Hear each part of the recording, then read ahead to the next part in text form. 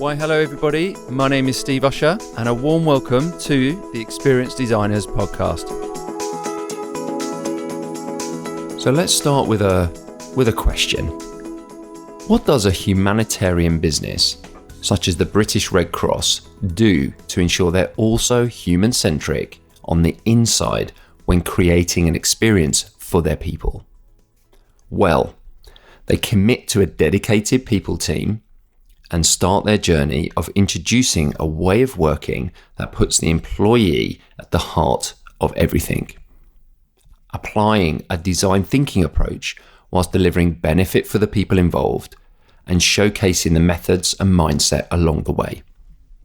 All the while using the process to change hearts and minds. And I love to find people who are starting the EX movements inside of their organization. As we know, shifting mindset, ways of working, and old paradigms can be a challenge in some of the most established organizations out there. And so when speaking to Laura Ewell and Sam Whitman, they share how they've truly started an EX fire inside of the British Red Cross, showcasing the opportunities available when connecting data, finding a landing place, and bringing value to the organization and people in new ways. Knowing it's never cut and done, that it's a constant way of working, and it's about small wins and continuous improvement. So without further ado, let's jump in. Sam, Laura, welcome to Experienced Designers. Thanks, Steve. Excited. Thank you. Hey.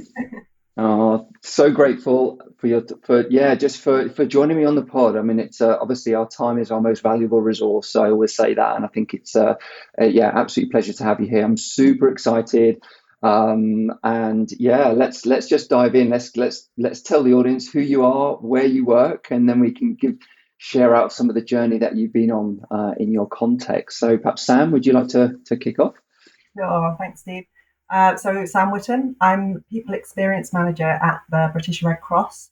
I've been excited to be here and talk to you about, particularly about a project that we're working on called the Employee Experience Design Project. And I'll hand over to my colleague Laura, who can tell us who she is. Thanks, Sam. I'm Laura Ewell, and I'm a Senior Service Designer with the Red Cross. Amazing. Okay, so just for the audience, some context.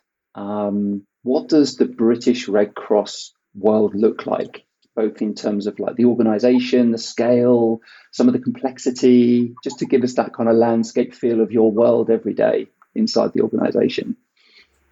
Well, the Red Cross, so charitable organisation, has been around for over 150 years. We're part of the wider kind of international network of or movement of Red Cross, Red Crescent organisations right around the world. So, we've really established our three kind of main causes or three areas that we work in. So first of all, you probably know us for disasters and emergencies. We have conflict or of natural disasters like earthquakes or floods. Generally, you'll hear mention of the Red Cross being there to support people in crisis, and that happens overseas, but it also happens here in the UK as well. We've right at this moment the parts of Scotland in the UK and the north of England and Wales, all impacted by flooding. So our volunteers will be out on the front line supporting people in time of crisis, essentially helping them to cope in the immediate crisis, but also recovery and getting them back up on their feet after the initial crisis has happened. There's two other areas that we work in: health inequalities. So in the British Red Cross, we focus in on people who may be falling through some of those kind of cracks in service provision within the National Health Service. So making sure that we're supporting people in their homes, maybe preventing them going into hospital in the first place by giving them extra support, or helping people get out of hospital and back into their homes and in the communities by volunteers going to their homes and helping with that sort of support. And then our third area of our third calls is displacement and migration. So we work really closely with refugees, with asylum seekers, right across the migration trail. That as they come into the UK, people are facing very difficult circumstances. So how do we support people who may be facing destitution, maybe have been separated from their families? How can we, help trace missing family members, things like that. So some really, really important causes, diverse causes, but we've got some amazing people, both employees and volunteers on the front line, helping doing this stuff every day in, day out. So that's kind of the three front line. That's what we're known for. That's what the British Red Cross are known for. Amazing.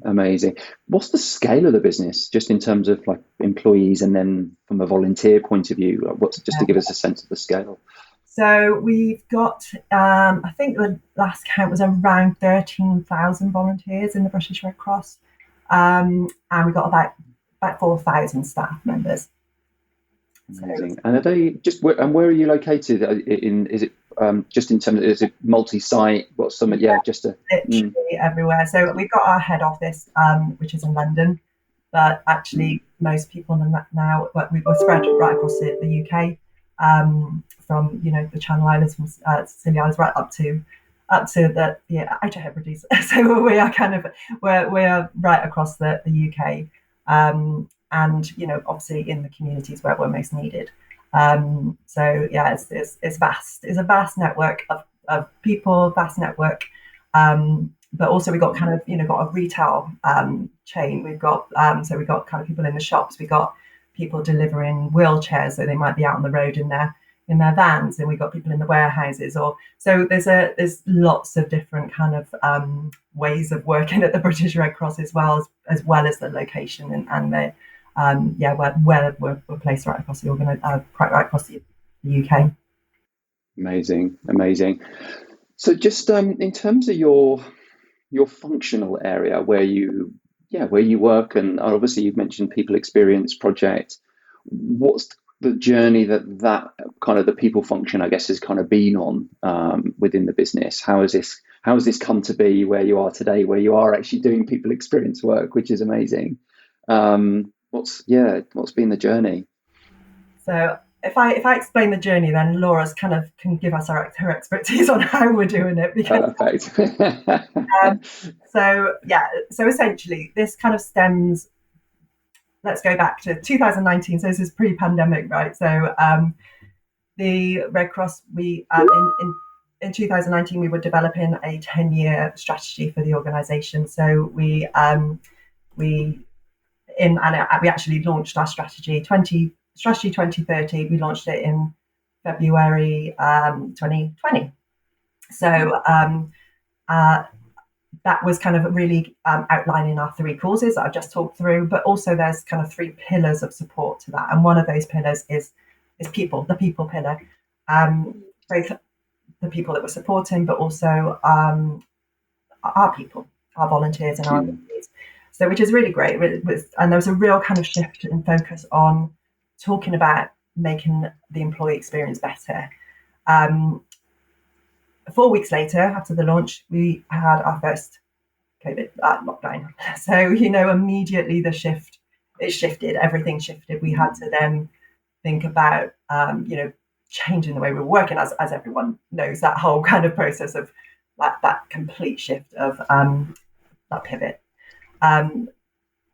Really focusing through that first 12 months, especially on well-being of our people. How are you coping with this shift? How are you managing working from home? How are you managing juggling these work and life issues that we were all facing?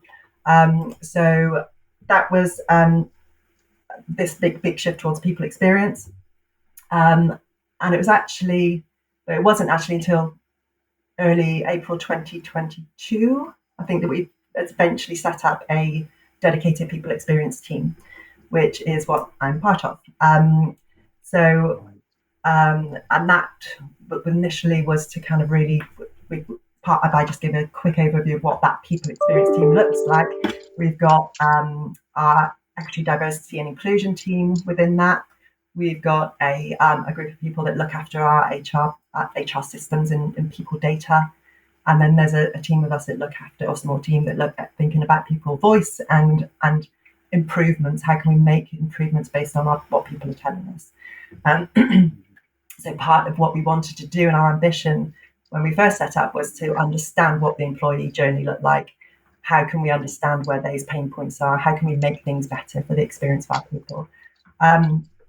So that was an ambition. How we done that was a bit of a mystery to me, I'll be honest. And so Laura, I have more questions. I definitely, and we'll come back to some more questions on that for sure, because I think there's also this thing around that decision strategically to actually have a focus on the people experience, because ultimately that requires a shift in thinking, and that doesn't come easy for lots of organizations to be brave enough to actually let's start doing something, just that first hurdle. So I'm really curious, but we'll definitely weave back on that one for sure. So Laura, let's bring you into this conversation for sure around your role, and just out of interest, let's start with what was sold to you when you went for those interviews. What was the brief? What was kind of showcased to you? What was it about it that enticed you and got you hooked and committed to coming in and doing this work? Yeah, thanks. I get very excited by sticky, complex problems and the role that design thinking can play in unpacking some of that. And when I joined, the brief was to try to understand the experiences of the 4,000 employees that work at the British Red Cross. And Sam's obviously unpacked some of the wide variety of different roles that exist. And because there's a huge variety of roles, there's also a huge variety of different cultures and norms and practices and even technologies that are used across the organisation. So trying to understand and unpack the experiences for all of those people, also on a 1-year fixed term contract, felt like a unrealistic brief. It was the system was kind of too large and too complex to really dig beneath the surface and meaningfully understand those employee experiences within just 1 year, and then also improve those experiences, which was also part of the original brief, for the kind of end-to-end employee journey as well. It wasn't there wasn't a focus area as well when I started. So love that. Yeah, it was really, that was kind of what drew me to it, is that that was the original brief, and that kind of hinted to me as well that I was potentially going to be going into a context where the kind of language around like maturity in design thinking capabilities was fairly low within people services, at least.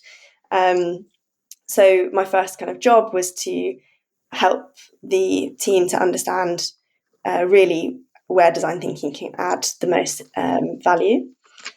So I spent the first 3 months, and we were really lucky to be sort of supported by the people experience design team, but also senior stakeholders gave us the space to just take a breather when I first joined and say, okay, let's get a lay of the land in terms of what do we already know about our employees and what are we already doing to improve their experiences? Because Sam spoke about the central people services directorate, but also across the whole of the British Red Cross, there are local directorates and that have their local kind of people services teams.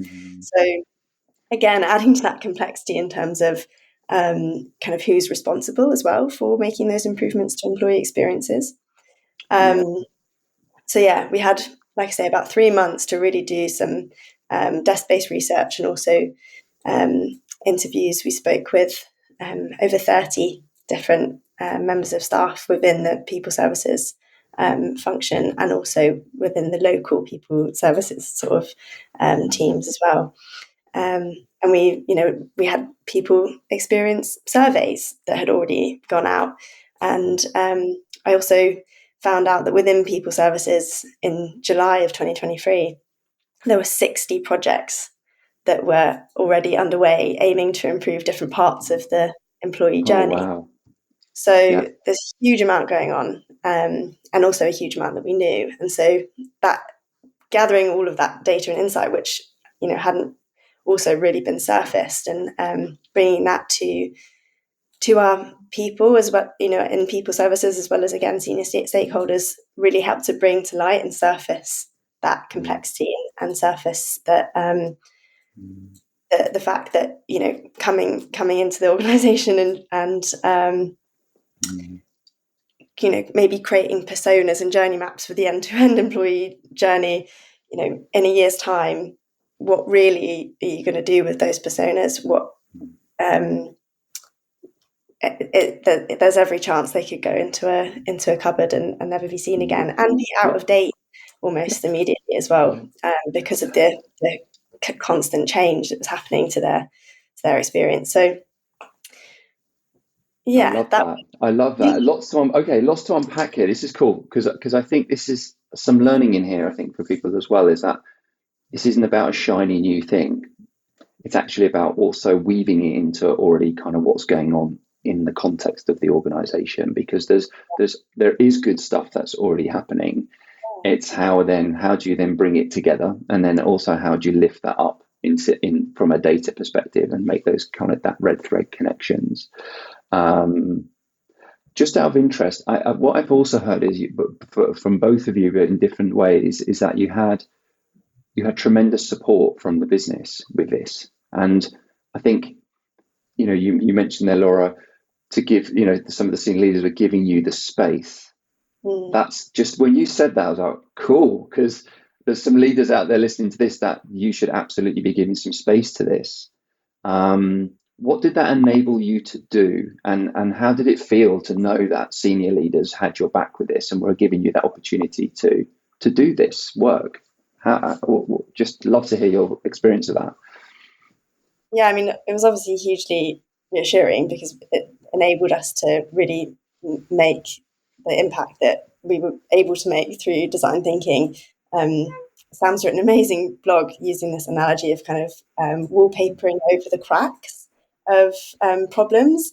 And I really like that analogy because, if I had decided to just meet the original brief, again, like I said, we could have, created personas and done some journey maps, but they would have been so high level, they wouldn't have been helpful. And this way, we get to really go into the cracks and sort of do all the plastering that's needed to genuinely solve the problem in the long term. So that's the way in which it was kind of enabling. But it was really kind of thanks to the foundational work that was done before I arrived. As the kind of service designer, where our project team had set up kind of an oversight group with senior stakeholders from across the business who were bought into the idea of working in this way. And so they were able to be our kind of champions and our sponsors, which, amazing. Like I say, was amazing. So, Sam, just from your perspective, what's the journey to that, to weave these, to get them to this point of saying, okay, great, let's go? Because this is, I think, this is getting into the cracks that you mentioned, particularly from a leadership perspective, and convincing the business that this is the way to go. This is an opportunity for us to work in a different way. And of course, that sometimes requires change in people, which is sometimes difficult, or more often than not. What did you find? How did you get it to that point, or how did the team get to that point where it was like, yep, that decision signed off? And were there any challenges to get to that as well that you had to overcome? Yeah, I mean, certainly challenges. I think let's get back to the start. So yeah, do it. Let's do it. Essentially, we've got within the British Red Cross, and actually Laura now sits within this team, is the service transformation team. And they sit within our design, our DDAP. So that's our IT, our digital and tech team.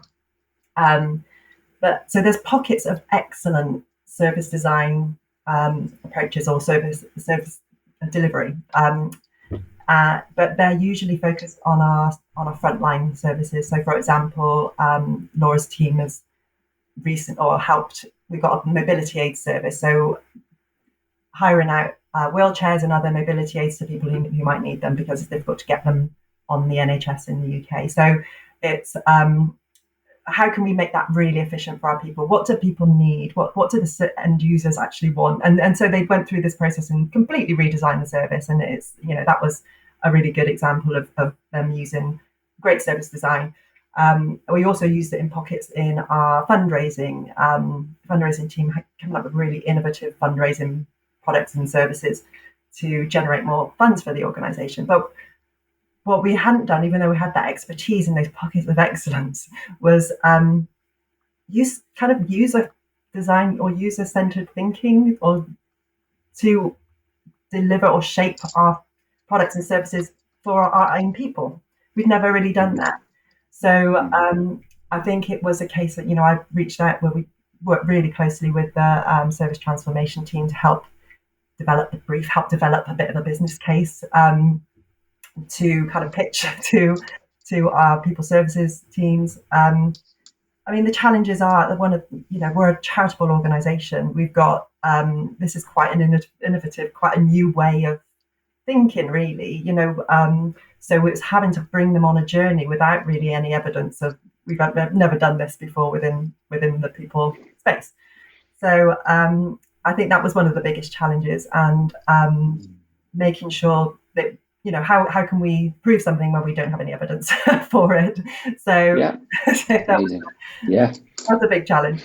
But that's what we were able to, with those experts that, or those champions that Laura's spoken about. We got a couple of our head of employee experience, Adil Khan, was one, and we've as a couple of people across the organisation. Adam Rowland's going to give him a name drop as well, because he's great and really helping us understand how to position it, how we can kind of the real benefits of this way of working.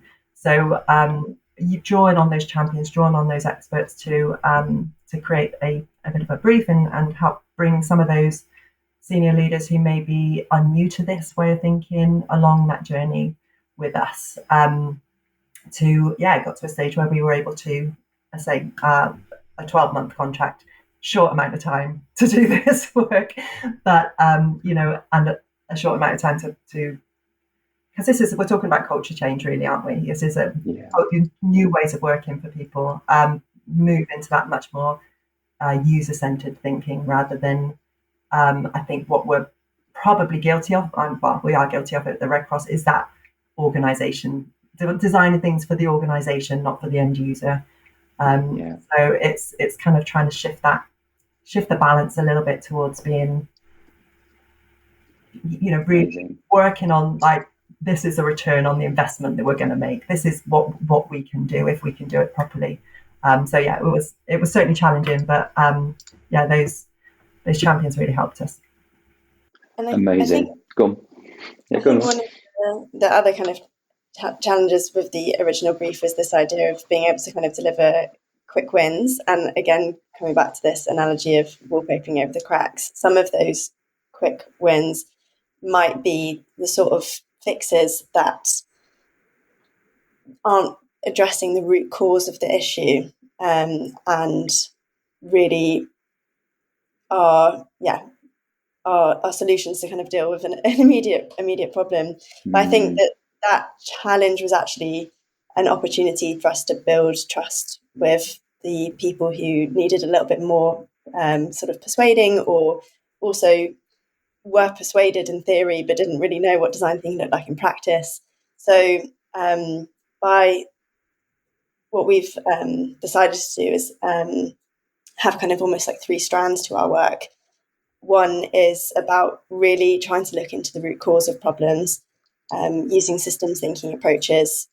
And then another is to kind of actually start to deliver some tangible impacts and some tangible changes within one sort of pocket of the employee experience and one sort of pocket of the organisation. And in that sense, sort of build the trust and buy-in from our leaders, and also in that work start building more evidence that can feed into that systems thinking.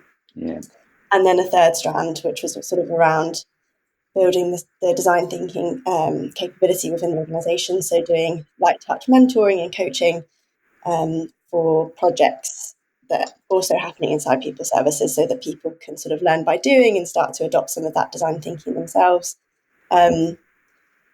So that, like I say, that constraint around managing expectations about what service design really looks like, actually, like I say, was a chance for us to think about ways that we can make some tangible changes in a short amount of time. Yeah, and I think that's so crucial. I think just playing this back for a second, because I think staying in that problem space, getting into the data and the insights, and and finding those opportunities, because if you move too quick into solution, as you say, you just papering over the cracks. So actually spending that little bit more time and holding that space does bring tremendous value, particularly in the context of the British Red Cross, where there is some complexity and there is some elements of whether you were bringing lots of different points together to identify those things, but also as well that helps identify down into those kind of KPIs or performance metrics to identify those areas where you can weave this work into directly impacting that piece while solving the causal impact at the same time. Yeah. That's kind of the ideal state, isn't it, to be able to bring those two things together. Just out of interest, Laura, I know in our kind of intro call, you touched on this because you talked about the complexity and you love this kind of red thread, like bringing this kind of data together. It's one of the things that you enjoy. Just to give a sense of what kind of dots were you connecting? What are some of the kind of areas that you touched on and landed in as part of that first 3 months? Yeah, so one of the things that we noticed quite quickly, that there was a bit of duplication happening in terms of the teams across the organisation attempting to solve the same problems without drawing on research that might have already existed, or sharing insights and collaborating, so that obviously different solutions work for different people. So it's absolutely natural and normal and fine for there to be different solutions and different teams delivering what they know is best for their people. But that kind of siloed working, where lessons learned weren't being shared or research wasn't being shared, I think was one of the challenges. So connecting the dots in that way, and so building relationships with people across the organisation, so that I can almost play that role as a bit of a bridge between people, was a really big sort of, the most important thing for me actually when I started was about building relationships with people across the organisation to sort of help with that work.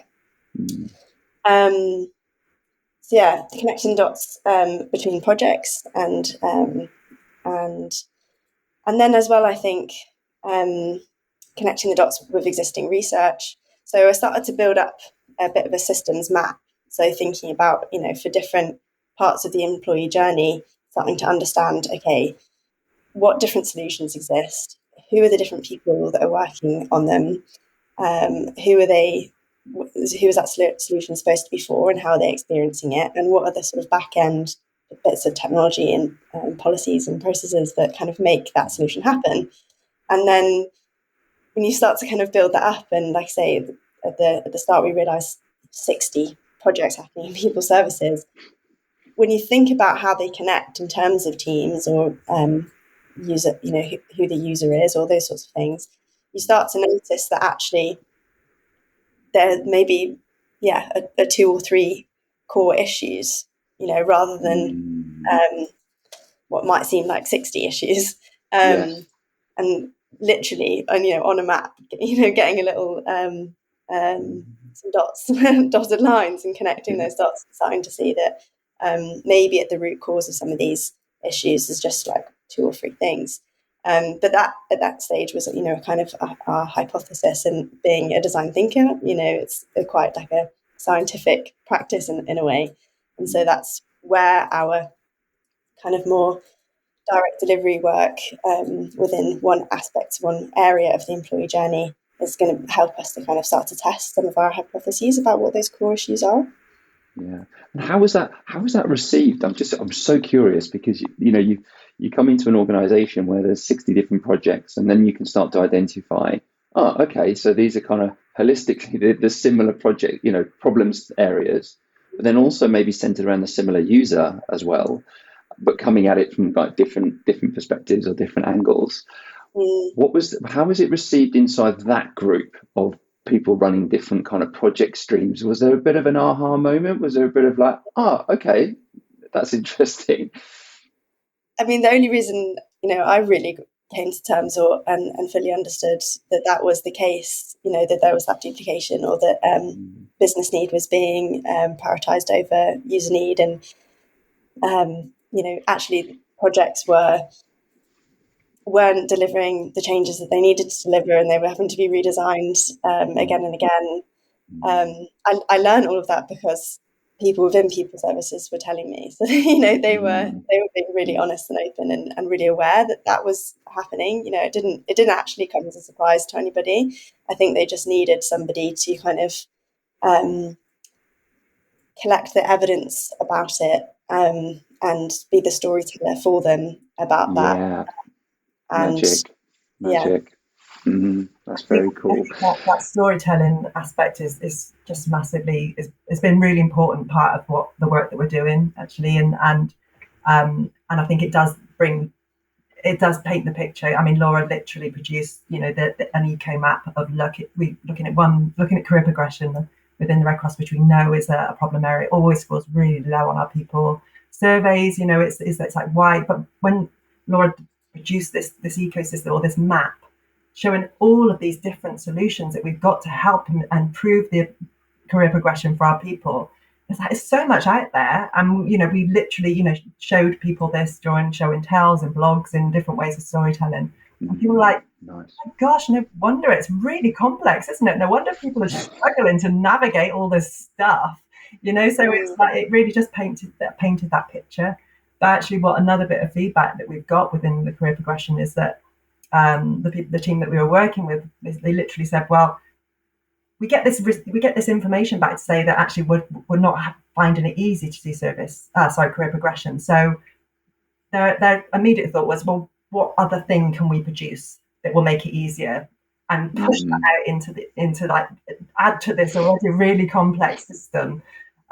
Just another thing that people have then got to try and figure out and navigate without, I think what we're really poor at doing is embedding the things that we've got and making sure that we're making it easy for people to access it. We're making sure we're producing the right things that they need, and then make it, how can we just, remove all the barriers to them then using those systems or those products really well, rather than having, loads and loads of different things. Let's have a few things that are really, really simple and really easy that actually our users or our people want. And yes. And that's such an amazing point, Sam, because this is such a symptomatic thing in so many organizations. We're moving, it's this kind of old paradigm that we're shifting, it's happening, but it's this thing of this top down or, just somebody overlaying a solution on top because they think it's the right thing that's right from their lens and their perspective inside the organization. And of course, the adoption then is much lower, and then you get more complexity and a layer cake of all sorts of solutions, which then creates more complexity for the user. So it's kind of, so to flip that cake and just kind of start with the user, and as you say, from the work that you did, Laura, as well, around just bringing together some of those data points and put them at the heart of it, I think is, it's the starting point. And I just think for me, all that screams in my mind right now is like efficiency. Time and opportunity to get even more agile, time and opportunity to actually create solutions that are adopted by your employees because they're part of that process. There's nothing but goodness in it. Laura? Yeah, and I think that's when you ask that question about how did people, respond, when we presented that initial research in the first few months, well, there was actually it felt really important as well to celebrate what had happened, what's been happening, and as Sam said, like of these solutions that already exist, a lot of these solutions, have been based on research and insight that they've got about their employee experiences. I think the missing piece has just been thinking about the end-to-end journey of the service. People are often focusing more just on the product itself and not thinking about, okay, but how does our employee find out about this? And how does the employee easily navigate this? And how does the employee, once they've finished, for example, a leadership program, what does that connect to in terms of maybe job opportunities? And it's again, that's the kind of connecting the dots. If we've got two different teams, one dealing with job opportunities and the other with leadership programs, and they're working completely separately, they don't even know about the work sometimes that's happening, in other parts of the organisation. Then, of course, from an employee perspective, you're not going to have an easy transition or smooth journey from one service to another. No. So, yeah, like I say, I think a big part of our focus, one of the other kind of challenges and constraints that we're working in is kind of financial at the moment. And so, again, that it presents that opportunity actually to kind of think, right, rather than creating more new things, because there are many, many, many new things that keep being created, let's look at what we already have. Let's think about what we know about our employees and kind of prioritise, from those things that exist, the things that we can focus in on and improve and start to look from a service perspective rather than just a product perspective. Thinking about access and adaptability and all that kind of thing. Yeah, and I think we mentioned this as well. It's like the charity sector there's so much, I don't know, not so much more, but there's a focus around doing more with what you have and to how to get, and I think that I'm a massive advocate of that, and I think it requires a different level, maybe a different type, or at least an application of creativity and applying that in a way that, in some organizations where they might have bigger budgets or opportunity to get the shiny new things or whatever it might be, actually, I still think there's so much opportunity and goodness in what's already around and weave it into that. Yeah, totally agree. So just in terms of like there's some landing points, because I'm really curious to see about some of the wins and some of the stuff, the tangible stuff that you kind of created as part of this. You mentioned obviously the development from a personal development point of view. Do you want to maybe expand on that area, or where did you land up? Actually, is probably more the question. Where did you lean in as part of the creating some tangible changes as part of one of your three areas?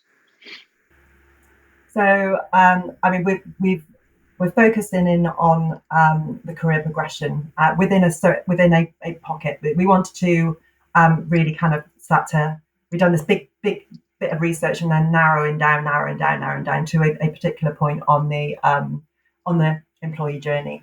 So we are looking at career progression, particularly within one of our cause areas. So health and local crisis response, because what we wanted to do, we recognising that, I say that big eco map that Laura's produced, loads and loads of stuff on there, but a lot of it probably designed for people that are sat 7 hours a day at their computer. They can easily access the internal comms that comes out. They can easily access the intranet and that information or the learning platform that we've got. All of those things that is easy for desk-based people.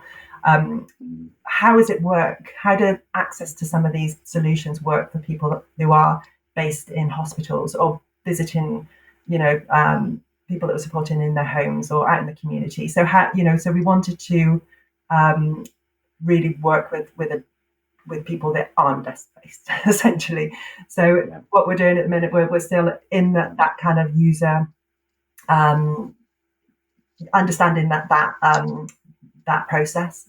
So lots of we're in the process of just kind of going out talking to people, shadowing, and I could talk through some of the techniques that we're using. But so at the minute, that's our focus area. So we're doing a bit of a deep dive into that, and we're hoping to get some kind of solution or some results by the end of the year, really, to understand kind of how that work is really kind of coming together.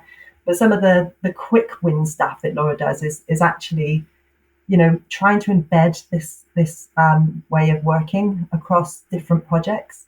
So there's this, I say, Laura's mentioned it or alluded to it, is what we're calling lighting small fires. We want people to just start to start to think in the projects that they're working on or that they're kind of designing, well, how can we be really focused on our people here? How can we really make sure that we're considering their needs from the start of the project design? So Laura's been doing a load of different mentoring, bit coaching for different projects. So I think we're up to about eight online projects now where Laura's really supporting light touch coaching, but actually shifting the kind of the focus a little bit from that organization. What do we need from an organization perspective? Is it cost efficiency? Is it making it really easy for the people delivering the thing?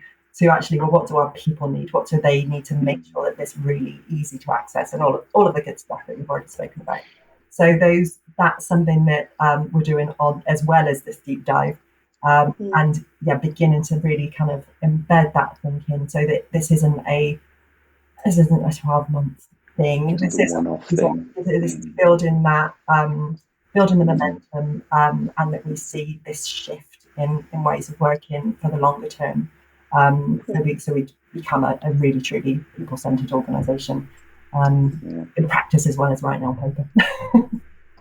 And I can already see that people are just starting to ask the right questions to the right people. I think one of the things I really noticed when I joined was that people did recognise the value of, having feedback and,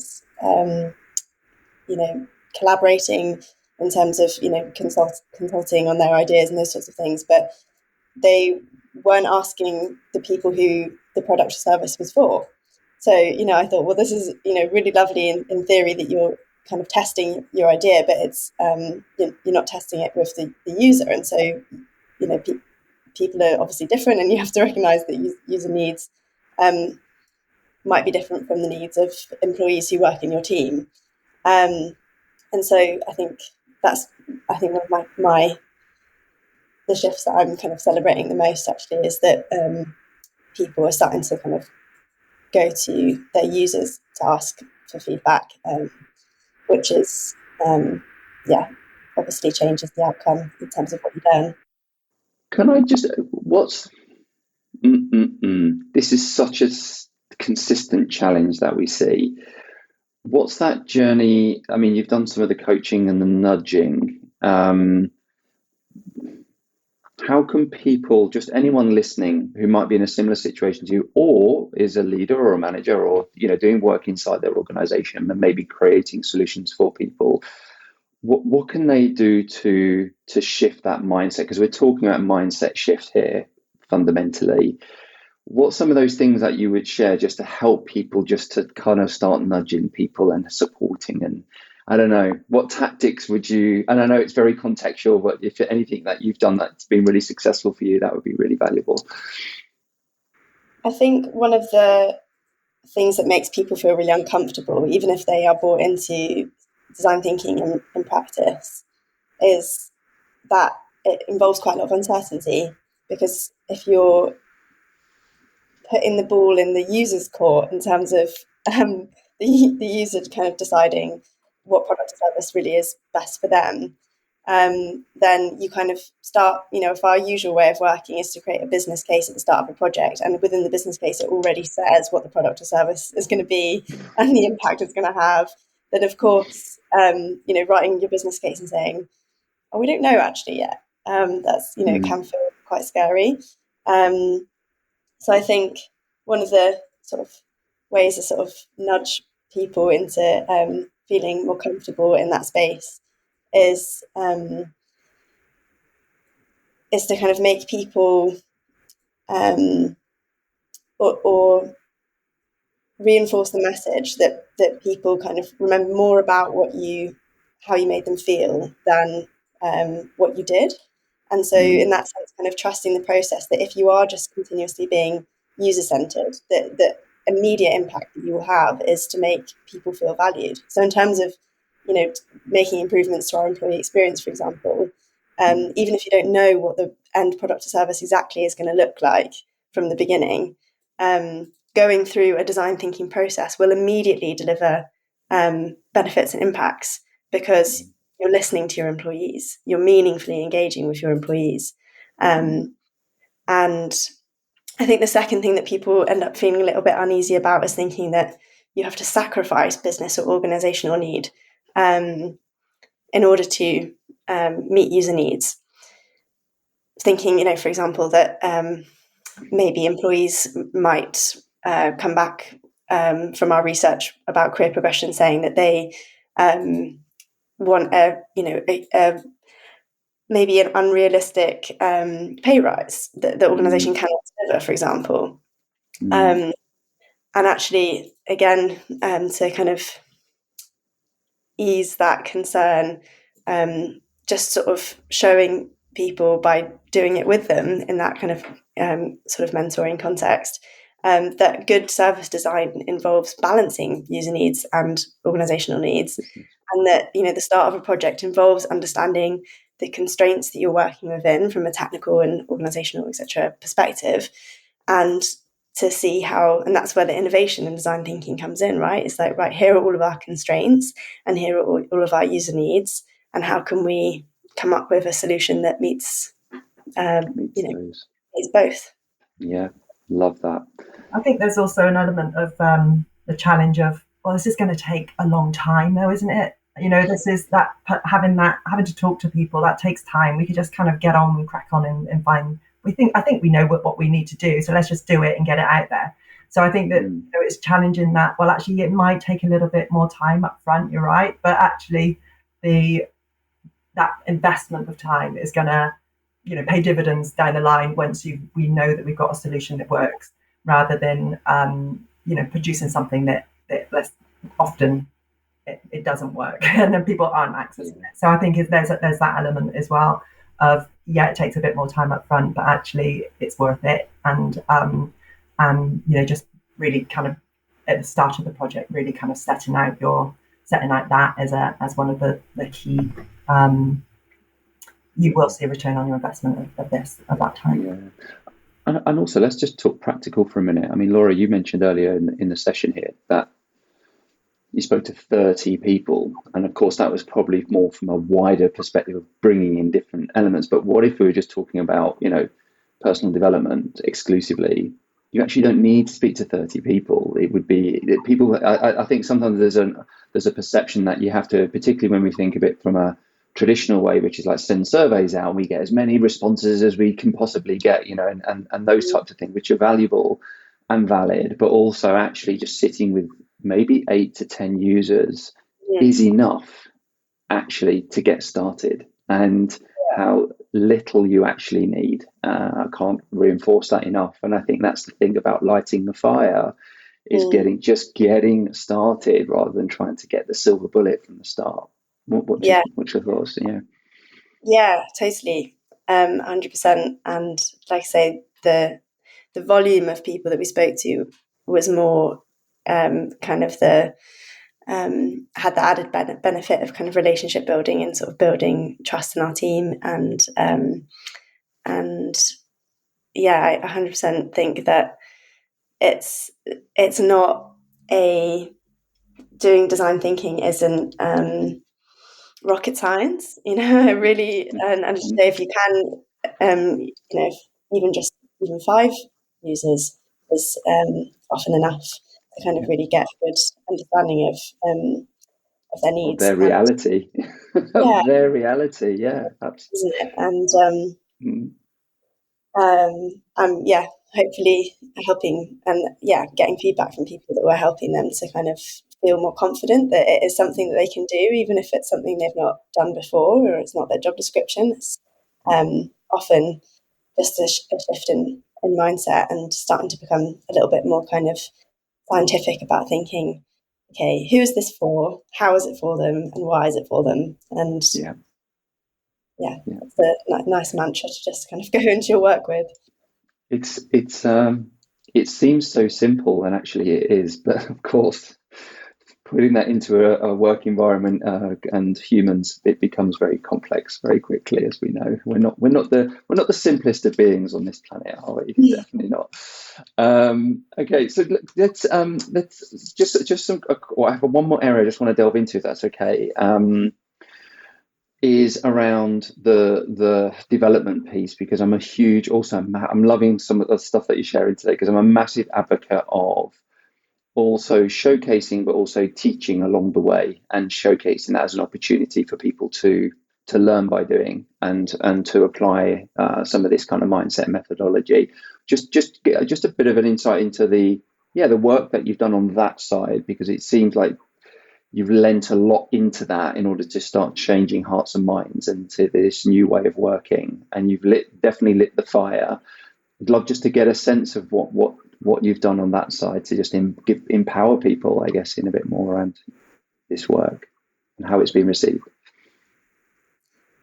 So it sort of started off, the language around lighting small fires actually started off with a conversation I had with somebody in our technology team who uses that method for their work when they want to put, they know that there's an employee need that needs to be met, but they think from a senior stakeholder perspective it might be hard to get the buy-in. So what they would do is they would just kind of do what they knew needed to be done, but somewhere small, and then maybe if the problem came up again, they would do it for that one employee, just that small solution. And then the idea of lighting small fires was that it would just kind of grow, and then in the end everybody's we've got this new solution. So I really like that analogy.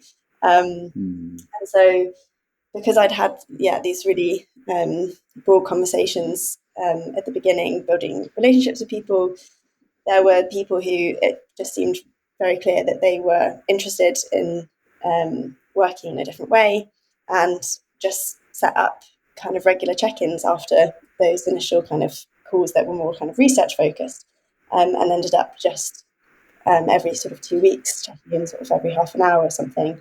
And naturally, people bringing the challenges that they're facing in their work, and talking through together different methods that they could try.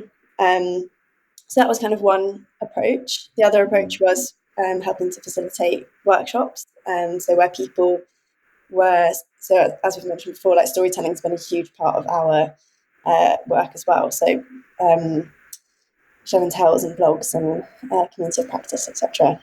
Nice. And so people who come along to those saying, "Oh wow, really interested to hear about X, Y, or Z. We'd like to do something similar. Could you facilitate a workshop with who are the people who our users will be?" And so kind of just getting involved in that way, and then planning those workshops and co-facilitating with those other members of staff so that they can start to feel a little bit more confident in, again, some of the methods and processes that might be used. And in team meetings, I did a lovely session on empathy mapping, and just did a little temperature check as well at the beginning and the end in terms of how confident people felt in using that tool, and just seeing like a sort of 60% increase from the beginning to the end of the workshop, and just people even being able to explain what service design even was. But just quite sort of just taking any opportunity that seems to kind of come my way. So not hugely strategic, to be honest. No. Sometimes you just got to go with your intuition and the flow of the context, and just I mean, that's the beauty of design, right? We don't come in with just a simple framework and apply it. We have to understand what's the context and the flow and the characters and the people and those types of things, and employ the tools that are relevant. I think just building on that as well, from a kind of organization perspective, is like, part of this work is this is new. This is a new kind of way of working. So it's just beginning to build that, first of all, that understanding, awareness, but then that capability as well. And like I said, not trying to tackle everything all at once, but like Laura says, kind of pushing on those half-open doors that people are interested in. Then you kind of go, oh yeah, okay, come and learn more. And so the community of practice is growing. We've got almost 100 people, I think, now that are joining, that are getting regular updates from us, and just beginning to kind of bring people on that journey again, and making sure that we're slowly and building that capability. But I think for anyone who's starting out on this journey, who's thinking about how to do this, I think, just start small, just find something and begin to build that. I think that's don't try to tackle everything. Totally agree. Yeah. Laura, any tips for you just as we head to very sad to the end of this episode? I could go on. I'm going to come and see you in London the next time I'm in London. I think we should do a live session. But yeah, sorry, Laura, go. Sorry. I think, feeding into what we've kind of already been saying, but just working in the open, where there's that kind of nervousness or low design maturity in terms of people understanding really what it looks like. It just, don't be afraid to really just keep banging the drum and, constantly just share where you're at, what you've learned, mistakes you've made. And that, again, that sort of helps to kind of break down those silos, build a bit of faith when there's some uncertainty in terms of what the end product might be. So yeah, just constantly share your work and don't be afraid. Love that.